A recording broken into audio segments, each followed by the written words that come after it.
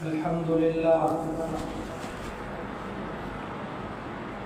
لله وكفى وسلام على سيد الرسل وخاتم الأنبياء. أما بعد فأعوذ بالله من الشيطان الرجيم. بسم الله الرحمن الرحيم. ثم لترونها عين اليقين ثم لتسألن يومئذ عن النعيم. وقال تعالى: والعصر إن الإنسان لفي خسر. صدق الله العظيم. وعن معاذ بن جبل رضي الله تعالى عنه قال: قال رسول الله صلى الله عليه وسلم: لا تزول قدم عبد يوم القيامة إلا يسأل عن أربع: عن عمر فيما أفنى، وعن شباب فيما أبلى، وعن مال من أين اكتسبه وفيما أنفقه، وعن علم فيما عمل به، أو كما قال صلى الله تعالى عليه وسلم. صدق الله العظيم وصدق رسوله النبي الكريم، ونحن على ذلك لمن الشاهدين والشاكرين والحمد لله رب العالمين. انتہائی واجب الاحترام معزز مکرم بزرگوں اور نوجوان ساتھیوں، السلام علیکم ورحمۃ اللہ وبرکاتہ. آج کا یہ جمعۃ المبارک نعمتوں کی قدر کے حوالے سے کچھ گفتگو آپ کی خدمت میں عرض کرنی ہے. میں نے جو آیات مبارکہ تلاوت کی، جو حدیث پاک تلاوت کی، اس میں اللہ تبارک و تعالیٰ نے انسان کو اس بات کی طرف توجہ دلائی ہے کہ میں بہت کچھ آپ کو ایسا دے رہا ہوں جن کو آپ استعمال کر کے بھی ان کی قدر نہیں کر رہے. علماء نے لکھا ہے کہ یہ نماز جو ہم ادا کرتے ہیں، یہ نماز دراصل شکرانہ ہے ان نعمتوں کا جو ہر لمحے انسان کے اوپر ہو رہی ہیں. اس لیے علماء نے لکھا ہے اصل طریقہ تو نماز کا یہ ہے کہ جیسے ہی نماز کا وقت شروع ہو انسان اللہ اکبر کر دے، اور جب نماز کا وقت ختم ہو اور پھر اس وقت وہ کہے السلام علیکم ورحمۃ اللہ. کیوں؟ اس لیے کہ نماز ہے نعمتوں کا شکرانہ. تو جیسے نماز کا وقت شروع ہوا نعمتیں شروع ہو گئیں. جب تک نماز کا وقت باقی ہے نعمتیں جاری ہیں تو شکرانہ چلتا رہے. اگلی نماز کا وقت شروع ہوا اگلی نعمتوں کا نزول شروع ہو گیا. مگر چونکہ اس طرح عبادت کرنے میں انسان کو مشکلات پیش آ سکتی تھی، ظاہر سی بات ہے انسان نے جینا بھی ہے، انسان نے رہنا بھی ہے، کھانا بھی ہے، پینا بھی ہے، تو ضروریات زندگی بھی اس سے متعلق ہے. تو اجازت دے دی گئی کہ اگر آپ سکون کے ساتھ 4 رکعت نماز ادا کر لیں تو باقی وقت میں آپ اپنی ضروریات پورے کر سکتے ہیں. تو اجازت دے دی گئی، گنجائش دے دی گئی. لیکن اصل فلسفہ کیا ہے؟ اصل فلسفہ یہ ہے کہ چونکہ نماز نعمتوں کا شکرانہ ہے اور نعمتیں ہر وقت ہو رہی ہیں تو نماز مستقل جاری رہے. ہمارے استاد فرماتے تھے یہ جو انسان کے اندر رگیں لگی ہوئی ہیں، رگیں،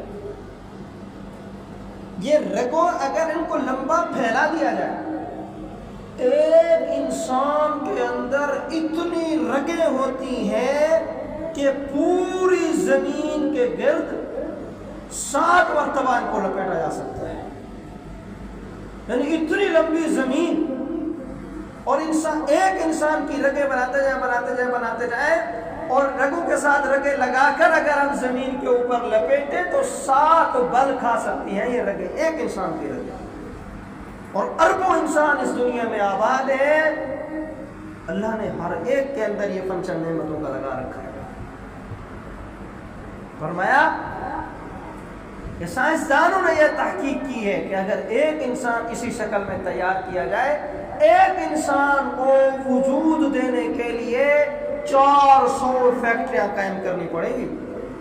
400 فیکٹریاں مل کر ایک انسان کا وجود بنائے، اور وہ وجود اللہ نے ایک ہی ماں کی چھوٹی سی پیٹ کی چھوٹی سی فیکٹری میں اللہ نے انسان تیار کر کے دے دیا. یہ نعمتیں کم ہیں؟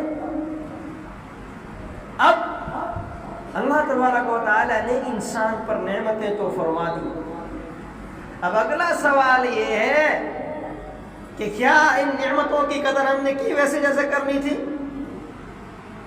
اس بے قدری کو قرآن کریم میں فرمایا گیا وما قدر اللہ حق قدری، جیسے اللہ کی قدر کرنے کا حق تھا انسان نے اس طرح اللہ کی قدر نہیں کی. جس طرح اللہ کی قدر کرنے کا حق تھا. میں نے تلاوت کی ہے قرآن کریم کی آیات. اللہ تبارک و تعالی نے قیامت کی منظر کشی فرمائی ہے. قیامت کی منظر کشی کرتے ہوئے اللہ فرماتے ہیں ابھی تمہیں اتنا پتا ہے کہ قیامت قائم ہوگی، پھر جب تم نے اللہ کے نبی کی زبان سے سنا تو تمہیں اس خبر کا، اس سنی ہوئی بات کا یقین ہو گیا کہ اب بات سچی ہے، پکی بات ہے کہ قیامت قائم ہوگی.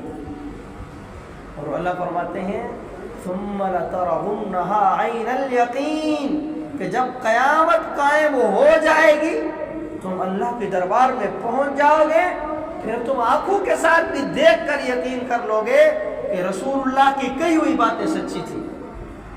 وہ جو ہم نے دنیا کے اندر اللہ کے نبی کا فرمان سنا تھا وہ سچا تھا. اب اسی بات کو تھوڑا سا آپ غور کریں کہ اللہ تبارک و تعالی نے انسان کو جو باتیں دی ہیں، رسول اللہ کے فرمایا گیا ہر فرمان کیسے سچا ہے. اب قرآن کریم میں قیامت والے دن جو اٹھایا جائے گا اس کے بارے میں چیلنج کیا گیا ہے. قرآن میں اللہ فرماتے ہیں بلا قادرین علی ان نسوی بنانا. کفار مکہ یہ کہا کرتے تھے یار یہ کیسے ممکن ہے، ایک انسان مر جائے، ذرہ ذرہ مٹی میں مل جائے، ہڈیاں ختم ہو جائیں، 50 سال کے بعد 60 سال کے بعد اسی جگہ ہم اس کی قبر کھودیں اور انسانوں کو دفنا دیتے ہیں. اس طرح ایک قبر میں کئی نسلوں کو ہم نے دفنایا، انسان بالکل ملی امیٹ ہو گیا، یہ کیسے ممکن ہے؟ اللہ فرما رہے ہیں میں ان کو دوبارہ پیدا کر لوں. تو جواب میں اللہ تبارک و تعالی نے جو جملہ ارشاد فرمایا نا بلا قادرین علی ان نسوی بنانا، کہ ارے بھائی تم اس پر اعتراض کرتے ہو، تم عقل کے گھوڑے اس بات پہ دوڑاتے ہو کہ ہم پورا انسان کیسے بنائیں گے.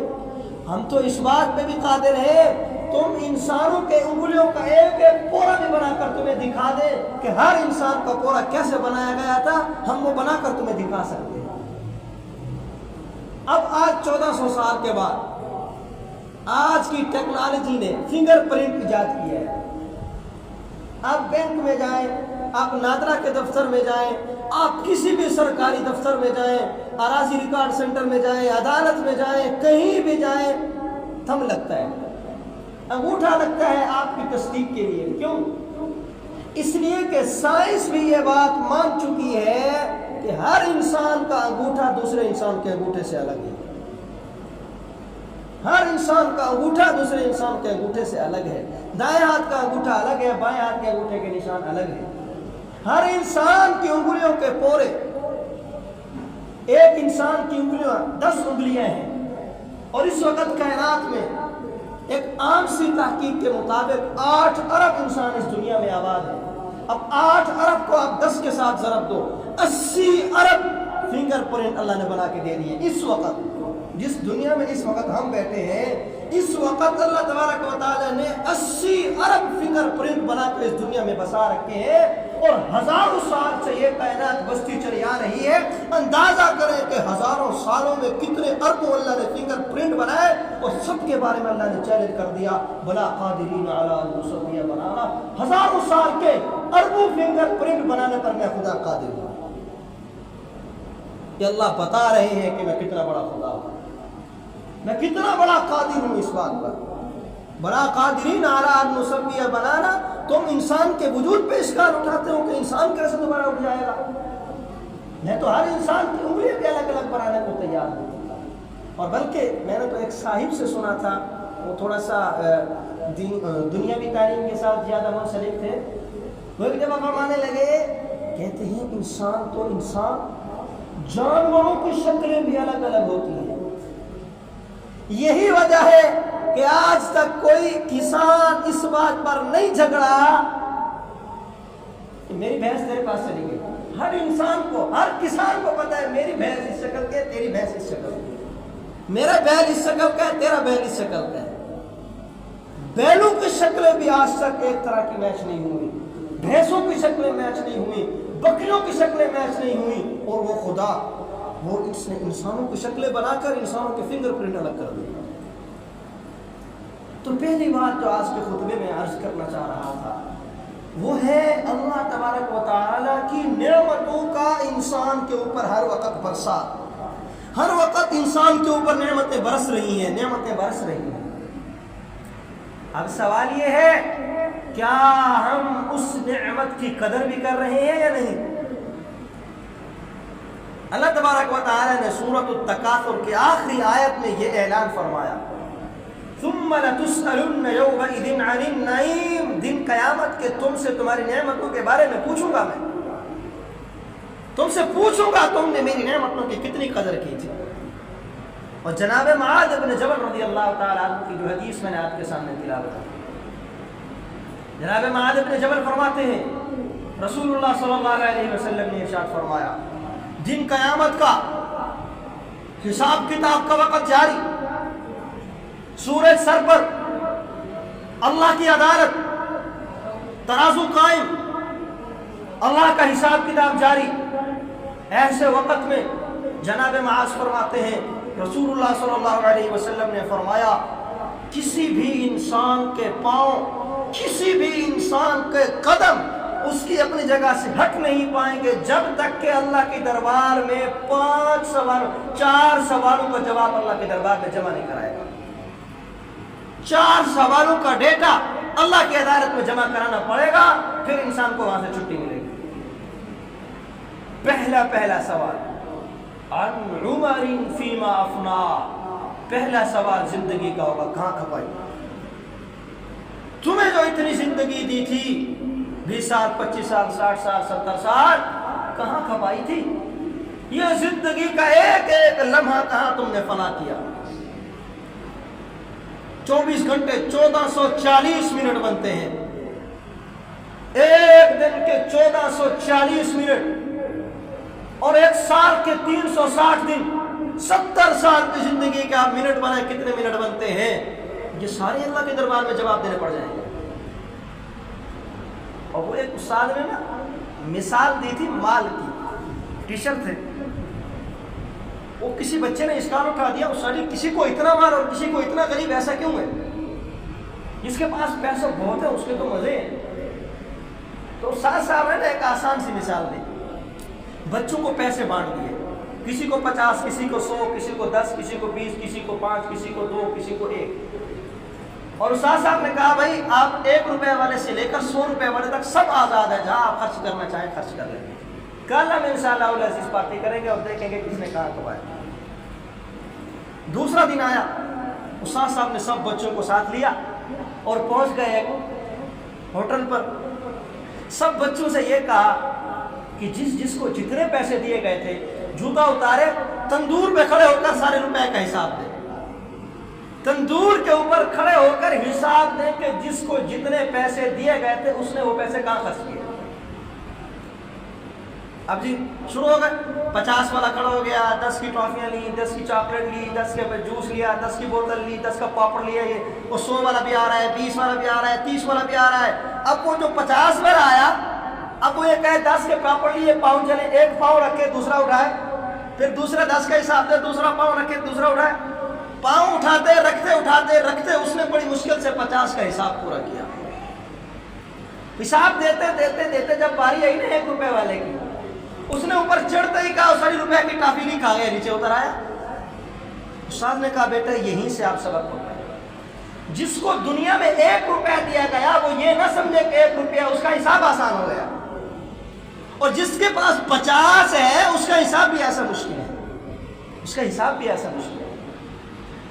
تو اس لیے پہلا یہ سوال جمع کرانا پڑے گا، عن عمر فیما افنا، کہ زندگی کو کہاں فنا کیا، زندگی کا ایک ایک دن کہاں خرچ کیا، کہاں کما کے آئے، کہاں گزار کے آئے، اللہ کی نافرمانیوں میں یا اللہ کی فرما برداریوں میں، جو کچھ کر کے آئے ہیں پتہ چل جائے۔ اور ایک بزرگ صاحب فرمانے لگے، کہا کہ اگر آپ یہ چاہتے ہیں آپ کو پتہ چلے کہ اللہ آپ سے راضی ہے یا اللہ آپ سے ناراض ہے، اگر آپ یہ چاہتے ہیں کہ آپ کو پتہ چلے کہ اللہ آپ سے راضی ہے یا اللہ آپ سے ناراض ہے، فرمایا اپنے کام کو دیکھ لیں اللہ نے آپ کو کس کام میں لگا رکھا ہے۔ اگر جس کام میں لگایا ہے وہ فرما برداری والا، وہ اللہ کی اطاعت والا کام ہے، سمجھ رہے اللہ آپ سے راضی ہے۔ اگر وہ نافرمانیوں کے کام میں لگے ہوئے ہیں، سمجھ رہے اللہ آپ سے ناراض ہے، تبھی اس کام میں لگا دیا، فوراً پیچھے واپس ہیں، بیک اپ کا وقت ہے۔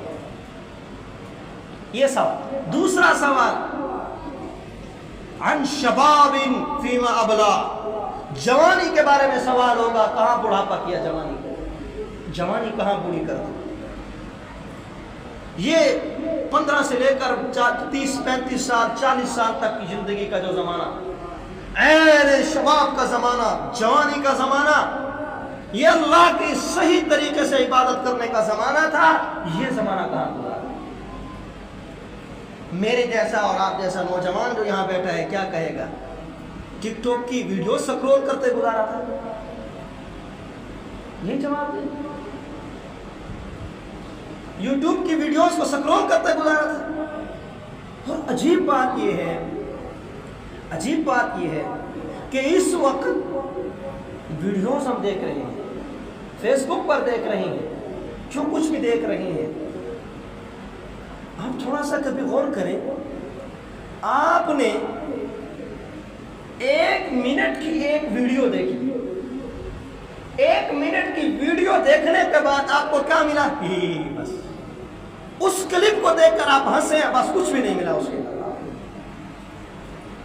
فیس بک کی آپ نے 5 سیکنڈ کی ویڈیو دیکھی، 5 منٹ کی ویڈیو دیکھی، اس 5 منٹ کی ویڈیو میں آپ کو کیا ملا؟ صرف دانت نکال کے ہنسنا ملا۔ فائدہ کس کا ہوا؟ کوئی فائدہ ہوا؟ اگر اللہ تبارک و تعالیٰ نے اسی 1 منٹ کا حساب لے لیا کہ جس 1 منٹ میں ٹک ٹاک کی ویڈیو کا کلپ دیکھا تھا اس کا حساب، کیا کہیں گے؟ اللہ اس میں ہنسے تھے؟ یہی اللہ کو دلائل کے ساتھ یہی جواب دیں گے، اللہ تعالیٰ اس میں ہم ہنسے تھے۔ اور بلکہ علماء نے ایک بڑی گہری بات کہی ہے، انہوں نے فرمایا کہ جو نسل فیس بک کے ساتھ پروان چڑھ رہی ہے، 2005 کے بعد کی جو نسل پروان چڑھ رہی ہے، یہ نسل آنے والے مستقبل میں تباہیاں پھیرے گی۔ کیوں؟ انہوں نے فرمایا اس نسل کے مزاج میں مستقل مزاجی نہیں ہے، اس لیے کہ 1 منٹ میں جو کلپ دیکھ رہے ہیں وہ ہنسنے کا ہے، اسی منٹ کے اگلے مرحلے میں جو کلپ آیا ہے وہ رونے کا ہے، اسی منٹ کے اندر آخری مرحلے میں جو کلپ آیا ہے وہ غمگین کرنے کا ہے، وہ خوش کرنے کا ہے۔ 1 منٹ میں 3-4 حالتیں انسان پہ آ گئی ہیں، وہ ہنس بھی رہا ہے، وہ رو بھی رہا ہے، وہ خوش بھی ہو رہا ہے، وہ غمگین بھی ہو رہا ہے۔ جب 1 منٹ میں اتنی ساری طبیعتوں میں تبدیلی آئی، یہ جو نسل پروان چڑھے گی 30 سال کے بعد جو ایک فیصلہ کرے گی، لاکھوں کا سودا کر کے 5 منٹ کے بعد کہے گی نہیں بس یہ مجھے سمجھ میں نہیں آ رہا، اس سودے کو کینسل کرو، اور یہی تباہی ہے۔ تو یہ جوانی اس کا اللہ کے دربار میں جواب عرض کرنا ہوگا۔ وَعَنْ شَبَابٍ فِيمَا أَبْلَىٰ، جوانی کے بارے میں سوال ہوگا، کہاں تم نے اس کو پورا کیا، اس کو بڑھاپا کی بوڑھا اس کو کیا۔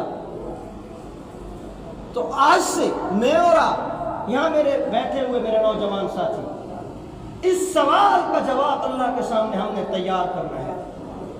جوانی کے بارے میں جب سوال کیا گیا اللہ کے سامنے میں اس سوال کے جواب میں کیا ڈیٹا جمع کروانا ہے۔ اور تیسرا سوال، وَعَنْ مَالٍ مِنْ أَيْنَ اكْتَسَبَ وَفِيمَا أَنْفَقْتَ، مال کے بارے میں سوال ہوگا، کمایا کہاں پہ سے اور لگایا کہاں پر، کمانے کے ذرائع کون کون سے تھے، کمانے کے ذرائع کون کون سے تھے۔ آج کا یہ معاشرہ جہاں جا کر ہم یہ کہتے ہیں بھائی یہ جائز ہے یہ ناجائز ہے، کہتے ہیں بھائی ملا تو جائز ناجائز میں پڑا رہا، ہمارے پڑوسیوں کو تو دیکھو کروڑوں روپے کا کاروبار کر رہے ہیں، کہاں پہنچ گئے، دنیا چاند پہ پہنچ گئی، ملا تو جائز ناجائز میں لگا رہا۔ ٹھیک ہے ملا کو آپ ایک سائڈ پہ بولو، ملا ایک سائڈ پہ آ گیا، ملا جائز ناجائز میں لگا ہوا فرد ہے۔ یہ سوال تو جس طرح اللہ تبارک و تعالی ملا سے کرے گا میرے بھائی آپ سے بھی ہوگا۔ وَعَنْ مَالٍ مِنْ أَيْنَ اكْتَسَبَ وَفِيمَا أَنْفَقَ، مال کہاں سے کمایا کہاں خرچ کیا۔ ملا تو ہو گیا ایک سائڈ پہ، غیر ملا آپ نے کیسے مال کمایا کہاں خرچ کیا، آپ کے پاس جواب ہے۔ تو اس لیے اپنا ڈیٹا تیار کریں، ہم سب اپنے اپنے سوال کے پابند ہیں۔ میں اپنے سوال کا پابند ہوں کہ میں اللہ کو اس بات کا کیا جواب دوں گا۔ ایک مولوی صاحب فرمانے لگے بہت اچھی بات انہوں نے کی کہ آن لائن کام کرتا ہوں۔ میں نے کہا کیسے؟ کہنے لگے ایڈ وغیرہ لگاتے ہیں تو کام کرتے ہیں۔ میں نے کہا فیس بک پر تو بہت ٹائم ضائع ہوتا ہوگا۔ کہنے لگے جب بھی ایڈ کے لیے فیس بک کھولتا ہوں کہتا ہوں اللہ کی قسم ایڈ لگا کے یہ فیس بک بند کر دوں گا، تو پھر یہ فکر رہتی ہے جیسے ہی وہ کام مکمل ہوتا ہے فوراً فیس بک بند ہوتا ہے، ایسا نہ ہو کہ قسم ٹوٹ جائے۔ تو ضرورت بھی پوری کرتا ہوں اور فضولیات سے بھی بچ جاتا ہوں۔ ایسا نہیں کہ آپ کو اس کے جائز استعمال سے بھی منع کیا جا رہا ہے۔ جائز استعمال اپنی حد تک درست ہے، مگر ناجائز استعمال جہاں پر جا رہا ہے، دفتر میں پہلے وقت بچا کرتا تھا، ہمارے پرانے بزرگ حضرات بچے ہوئے وقت میں قرآن کی تلاوت کیا کرتے تھے، آج وقت بچتا ہے سر یہ فائل تو دے دیں، وہ فائل ڈھونڈی جا رہی ہے، یہاں میرے محترم بیٹھے فیس بک چلا کے سکرول کر رہے ہیں، ملازم لگا ہوا فائل ڈھونڈنے میں۔ تو سر جی آپ میں فارغ تھا تو میں نے کہا چلو ویسے فارغ بیٹھا ہوں۔ پہلے ہماری دارالفتاؤں میں ہمارے پاس فتوے اس بات کے آیا کرتے تھے کہ میرا جو ذمہ داری ہے دفتر میں وہ 18 گھنٹے کی ڈیوٹی ہے، 8 گھنٹے کی ڈیوٹی ہے، اس میں نے صرف دستخط کرنے ہوتے ہیں، باقی وقت میں کیا میں مسجد میں جا کر نفل پڑھ سکتا ہوں؟ ہم انہیں کہا کرتے تھے کہ بھائی آپ کی ڈیوٹی جب ہے تو آپ یہاں بیٹھ کے ذکر کرتے رہیں، لیکن آپ مسجد میں نہیں جا سکتے۔ آج کل تو یہ سوال آنا ہی بند ہو گئے، سب کو مصروفیت مل گئی، بھائی اگر ٹھیک ہے دستخط کرنا ہے تو باقی ٹائم ہے نا فیس بک چلا لیں۔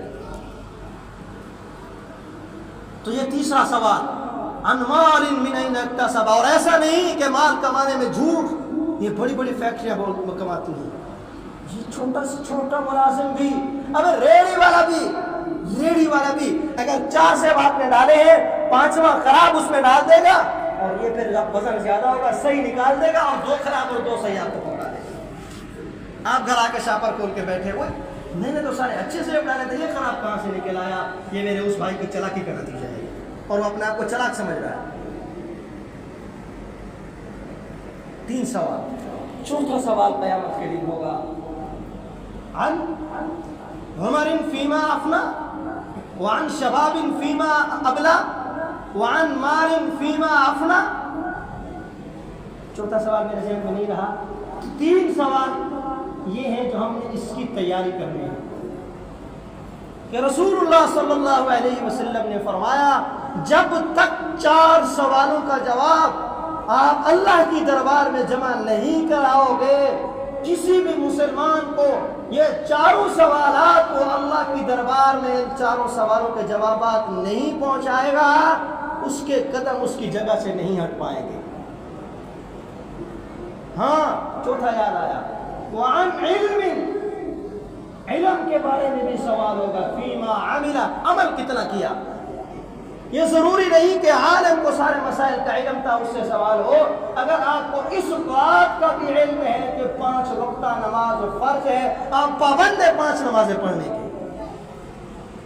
آپ کو جتنا علم تھا اللہ سے اس بات کا اللہ کو جواب دینا پڑے گا. جتنا علم تھا اس پر کتنا عمل کیا. تو یہ 4 سوال میرے بھائیوں اور میرے والد کے مقام پہ بیٹھنے والے عزیز اور میرے نوجوان دوست، 4 سوالوں کا جواب تیار کرنے ہیں. زندگی کے بارے میں سوال ہوگا، کہاں اس کو خرچ کیا، کہاں اس کے زندگی کو گزارا. نمبر 2 جوانی کے بارے میں سوال ہوگا، کہاں اس جوانی کو پورا کیا. نمبر 3 مال کے بارے میں سوال ہوگا، کمایا کیسے اور لگایا کہاں پر. نمبر 4 علم کے بارے میں سوال ہوگا، جتنا علم تھا اس پر عمل کتنا کیا. رب تعالیٰ سے دعا ہے کہ اللہ تبارک و تعالیٰ مجھ سمیت ہم سب کو اپنی اپنی قبر کی تیاری کرتے ہوئے اپنے سوالوں کے جوابات تیار کرنے کی توفیق عطا فرمائیں. وآخر دعوانا